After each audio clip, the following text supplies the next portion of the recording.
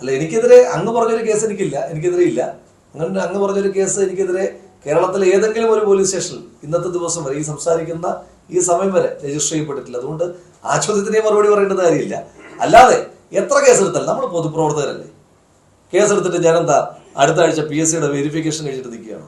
Police verification വേണ്ടിയിട്ട് കാത്തിരിക്കുന്ന ആളാണോ? അതോ അടുത്ത മാസം ദുബായിൽ ജോലി തേടി പോകുന്ന ആളാണോ? ഈ നാട്ടിൽ സമരം ചെയ്ത് ഈ നാട്ടിൽ പൊതുപ്രവർത്തനം ചെയ്യാൻ തന്നെ തീരുമാനിച്ചിട്ടുള്ള ഒരാളാണ്. അതുകൊണ്ട് കേസൊന്നും പറഞ്ഞാൽ നമുക്ക് അത്തരത്തിൽ ഏതെങ്കിലും ഒരു ആശങ്കയില്ലല്ലോ. നിങ്ങൾക്ക് ആശങ്കയുണ്ടോ? ഇപ്പോൾ ഈ ദിവസങ്ങളിലൊക്കെ മാധ്യമപ്രവർത്തകരായ എൻ്റെ പ്രിയപ്പെട്ട നിങ്ങളെപ്പോലുള്ള സുഹൃത്തുക്കൾക്കെതിരായിട്ട് കേസെടുത്തിട്ട് നിങ്ങൾ ആരെങ്കിലും ആ പണി നിർത്തിയോ? അപ്പോൾ അതുകൊണ്ട് നമ്മളെ ആരെയും കേസെടുത്താൽ ആ പണി അവസാനിപ്പിക്കുമെന്നൊന്നും ഈ സർക്കാർ വിചാരിച്ചു കഴിഞ്ഞാൽ വെറുതെ അല്ലേ. ഈ മെഡിക്കൽ സർട്ടിഫിക്കറ്റ് വ്യാജമാണ് എന്ന് പറയുന്ന ആരോപണമൊക്കെ കഴിഞ്ഞ ദിവസങ്ങളിൽ കേട്ടു. സീലും ലെറ്റർ പാഡ് ഇല്ലാത്ത മെഡിക്കൽ സർട്ടിഫിക്കറ്റാണ് കോടതിയിൽ സമർപ്പിച്ചതെന്നൊരു ആരോപണം കേട്ടു. ഒന്ന്, അങ്ങനെ ഒരു ചോദ്യം അങ്ങേപോലൊരു മാധ്യമപ്രവർത്തകൻ ചോദിക്കാൻ തന്നെ പാടില്ല. കാരണം ഒന്ന്, കോടതിയിൽ അങ്ങനെ ഒരു വ്യാജരേഖ സമർപ്പിച്ചാൽ അതൊരു കേസല്ലേ, ഫോർജറി അല്ലേ?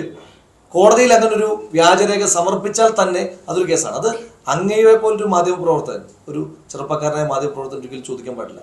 ശ്രീ MV ഗോവിന്ദനൊക്കെ ചോദിച്ചാൽ നമുക്ക് അത്ഭുതപ്പെടേണ്ടതില്ല.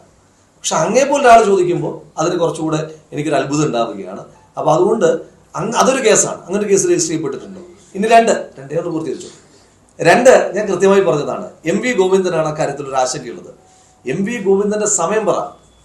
MV ഗോവിന്ദൻ ഈ പിണറായി വിജയനെ പാടിപ്പോഴ്ത്തതിന് ശേഷമുള്ള ഒരു സമയം ഫിക്സ് ചെയ്താൽ ആ സമയത്ത് MV ഗോവിന്ദനും ഞാനും ഒരുമിച്ച് പോയി. ഞാൻ ചികിത്സ തേടിയ ആശുപത്രിയിൽ അത് പരിശോധിക്കാം, അദ്ദേഹത്തിന് വെരിഫൈ ചെയ്യാം. അതിനകത്ത് എനിക്ക് ആശങ്കകളില്ലല്ലോ. ഇനി അതിൻ്റെ എന്തെങ്കിലും ഒരു ആനുകൂല്യം ഞാൻ ചോദിച്ചു? ഒരു ആനുകൂല്യം ഞാൻ ചോദിച്ചിട്ടില്ല. ഇനി അവര് അങ്ങനെ ആക്ഷേപം അവർക്കുണ്ടെങ്കിൽ ധൈര്യമായി വരട്ടെ. ധൈര്യമായി വന്നാൽ അത് പ്രൂവ് ചെയ്യുവാൻ ഞാൻ തയ്യാറാണ്. ഈ വെല്ലുവിളി MV ഗോവിന്ദൻ ഏറ്റെടുത്തു.